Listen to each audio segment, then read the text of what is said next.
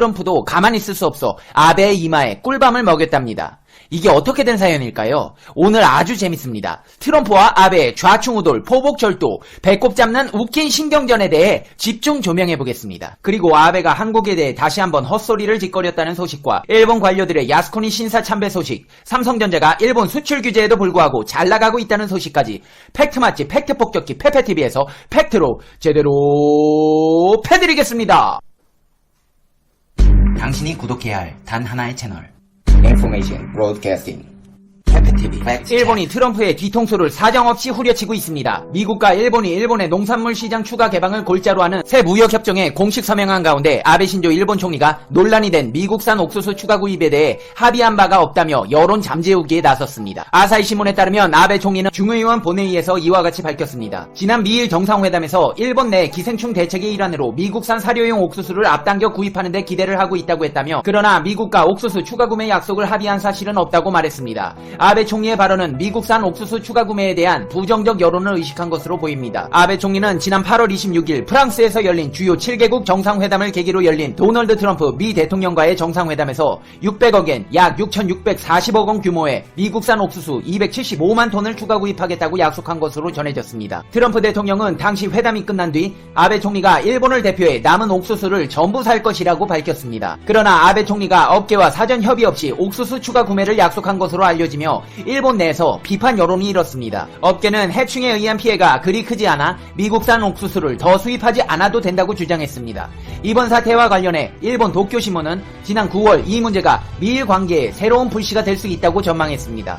도쿄신문은 미국산 옥수수 수입이 진행되지 않으면 농가의 표 이탈을 경계하는 트럼프 대통령이 다시 일본에 대한 압력을 키울 것이라고 전했습니다. 이런 상황에서 미국과 일본은 미 워싱턴 DC에서 새 무역협정에 공식 서명했습니다. 이번 협정은 일본이 미국산 농산물과 축산물에 대해 포괄적이고 점진적인 환태평양 경제 동반자 협정 회원국 수준으로 관세를 인하한다는 내용이 골자입니다. 일본의 핵심 요구 상황이었던 자동차 관세에 대한 내용은 이번 협정에서 빠졌습니다. 이날 서명식에도 참석한 트럼프 대통령은 앞서 발표한 성명에서 이번 협정은 미국 농부들, 목장주들, 재배 농민들의 위대한 승리이며 내게도 매우 중요하다며, 이는 일자리 창출과 투자 확대, 무역 적자 감소, 공정성 증진에 도움을 줄 것이라고 말했습니다. 하지만 이런 협정을 해놓고 얻을 건 다 얻었다며 아베는 옥수수 수입에 대한 발언에 대해 발뺌을 하고 있습니다.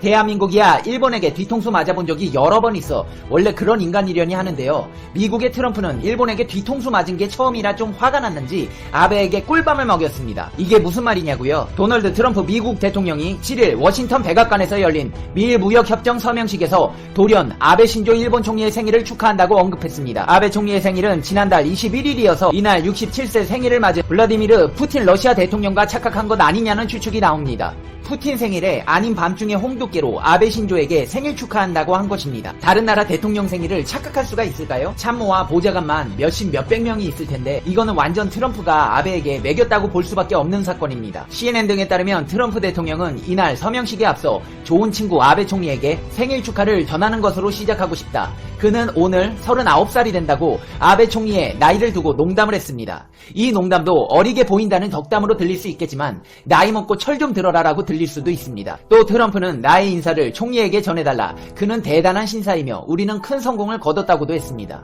아니 생일도 아닌데 이렇게 전화해서 축하 인사를 한다는 건 옥수수 산다 그랬다 그런 적 없다고 하니 트럼프가 매겼다고 볼 수밖에 없습니다. 이 와중에 아베는 또 한국에 친화적인 메시지를 보내는 척 헛소리를 짓거렸습니다. 한국에는 이런 적이 한두 번이 아니라서 놀랍지도 않으시죠? 아베가 또 한국은 중요한 이웃이라면서 관계 개선에는 여전히 한국 탓을 하고 자빠졌습니다. 일본 아베 신조 총리는 국가 간 약속을 준수하라고 한국 정부에 거듭 촉구하면서 한국 측이 한일 관계를 복원할 계기를 만들어야 한다고 주장했습니다. 아베 총리는 참의원 본회의에서 국가 간 약속을 어기는 행위를 계속하는 한국과의 관계를 어떻게 가져갈 것인지를 묻는 세코 히로시게 자민당 참의원 간사장의 질의에 대한 답변에서 한국은 중요한 이웃나라라고 전제한 뒤 그런 입장을 밝혔습니다. 아베 총리는 우선 북한 문제 등에서 이란, 일미안의 협력이 중요하다고 했습니다. 그는 이어 한일 관계의 근본을 이루는 한일 청구권 협정 위반 상태를 방치하는 등 신뢰관계를 해치는 행위를 계속하는 한국에 대해 우선은 국제법에 근거해 국가와 국가 간의 약속을 준수함으로써 한일 관계를 건전한 관계로 되돌려 놓는 계기를 만들 것을 요구한다고 말했습니다. 아베 총리의 이런 견해는 지난 임시국회 본회의에서 행한 소신 표명 그냥 연설 내용과 같은 것입니다.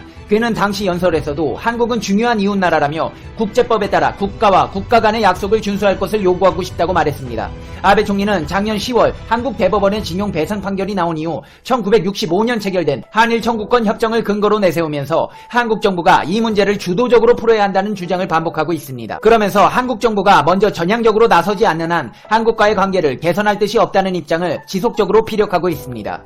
한편 아베 총리는 이날 참의원 답변에서 김정은 북한 국무위원장과의 조건 없는 회담을 추진하고 싶다는 의향을 거듭 밝혔습니다. 동해 대화태 어장에서 발생한 북한 어선과 일본 수산청 단속선 간의 충돌 사태와 관련해서는 불법 어선의 불법 조업 행위가 확인되지 않아 구조선원들의 신병 구속 등 강제 조치를 취하지 않고 주변에 있던 북한 선적으로 보이는 다른 어선에 신병을 인계했다고 말했습니다. 그는 대화태 주변의 일본 배타적 경제 수역에서 외국 선박이 조업하는 것은 불법일 뿐만 아니라 일본 어업 종사자의 안전 조업에 방해가 된다며 북한 측에 베이징 대사관 경로를 통해 항의했다고 덧붙였습니다.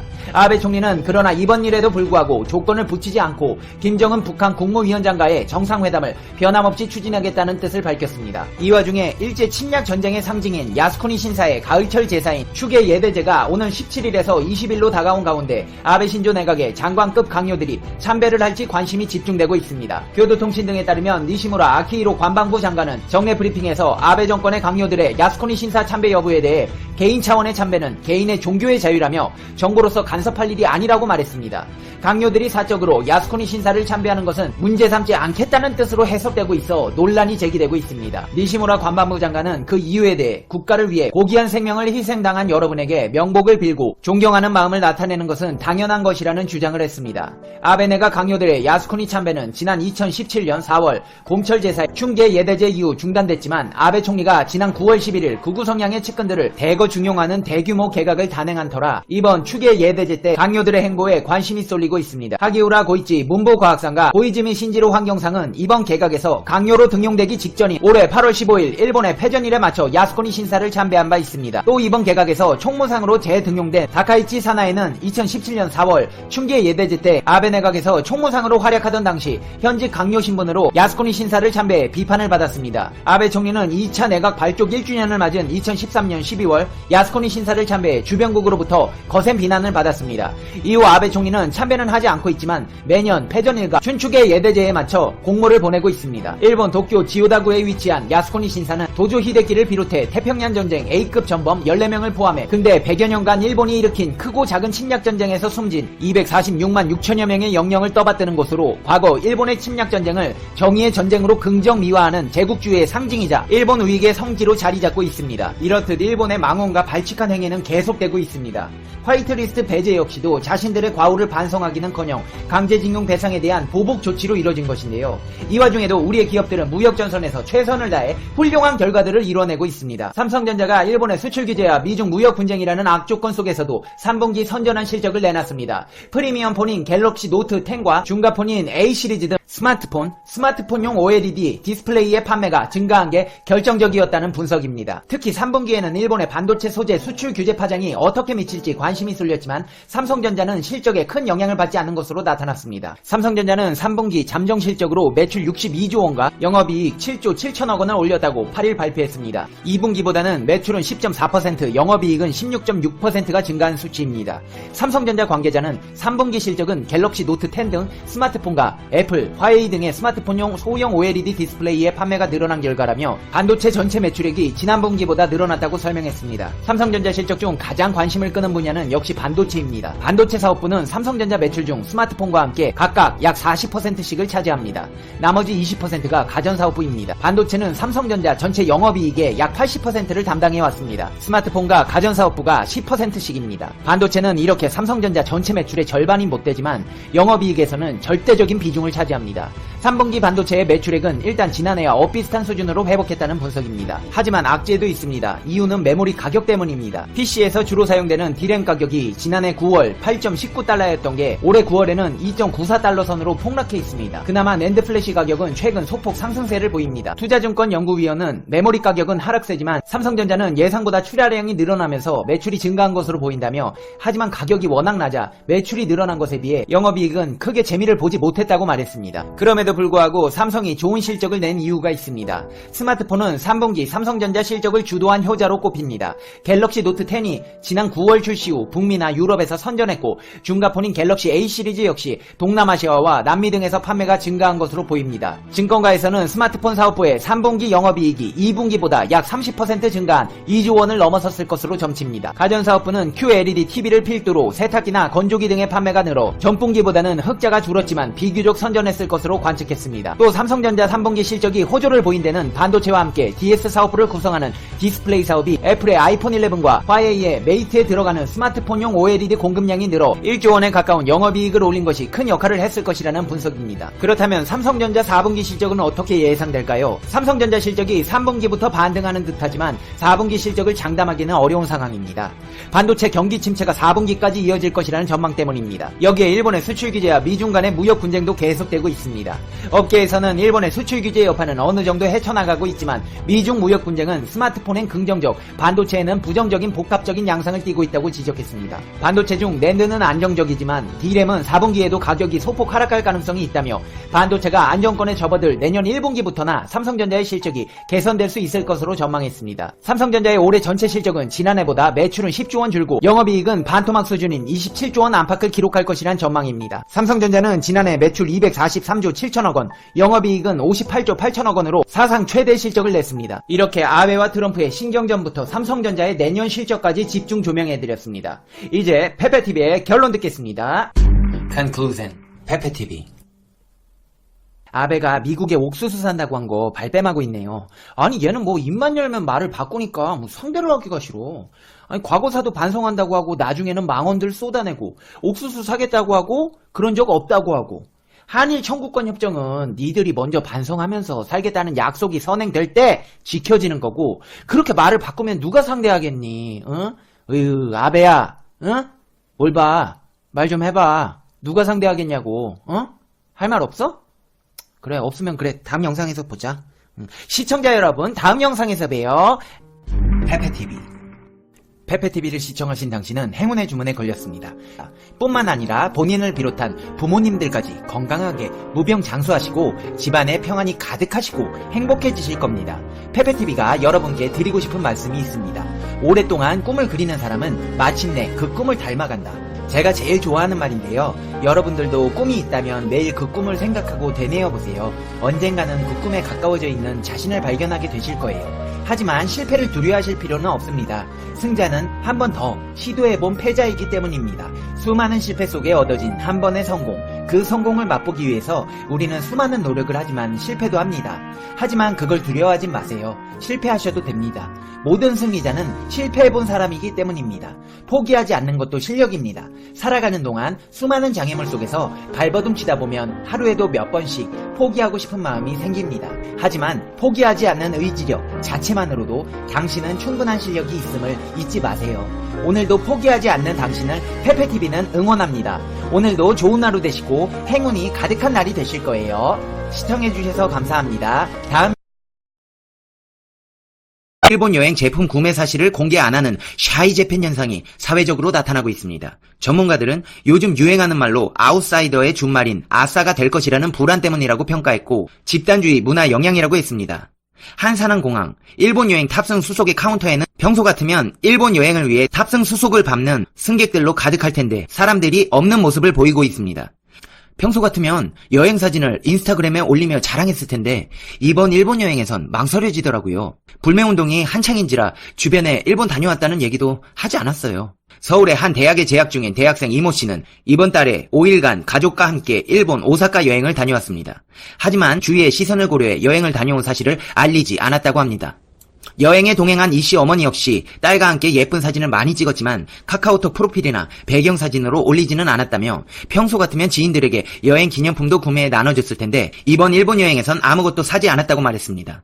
일본 정부의 경제 보복 조치에 따른 일제 불매운동 확산으로 일본 여행에도 따가운 시선이 생기면서 일본을 찾은 한국인 관광객들이 주변 눈총을 우려해 여행 사실을 알리지 않는 경우가 많습니다. 최근 일본 동경으로 여행을 다녀왔다는 직장인 일본의 수출 규제로 전 국민이 분노하는 가운데 풍경이 예쁘고 사람들이 친절했다는 여행기를 쓰기가 눈치가 보였다며 일본 여행 사진을 전혀 못 올렸다고 아쉬워했습니다. 실제로 한 연예인은 최근 일본 방문 중 찍은 사진을 SNS에 게재했다가 누리꾼으로부터 경솔하다는 비판을 받기도 했습니다. 지난주 대마도로 여행을 다녀온 취업준비생 김모 씨 역시 비슷한 경험을 했습니다. 김모 씨는 여자친구에게 일본으로 여행 간다고 하니 동의하지 않는 눈치였다며 좋은 소리를 듣지 못할 것 같아 조용히 여행을 다녀왔고 여행 사진도 SNS에 올리지 않았다고 말했습니다. 일본 상품을 구매한 사실을 숨기는 경우도 있습니다. 직장인 김모 씨는 평소 차를 즐겨 마시는 데다 일본산 닭이가 품질이 좋아서 얼마 전 일본 제품을 샀다며 평소 같았으면 SNS에 올려 주변에 자랑했겠지만 불매운동과 반일 감정 때문에 친한 친구들에게만 알렸다고 말했습니다. 전문가들은 이런 현상을 한국의 집단주의 문화와 관련됐다고 지적했습니다. 곽금주 서울대 심리교수는 불매운동이 한국 사회 주류가 돼 규범으로 작용하고 이를 어길 시 배제당할 수 있다는 두려움이 생겨 이런 현상이 발생한다며 특히 한국처럼 집단주의 문화가 강한 사회에서 심하게 나타날 수 있다고 분석했습니다.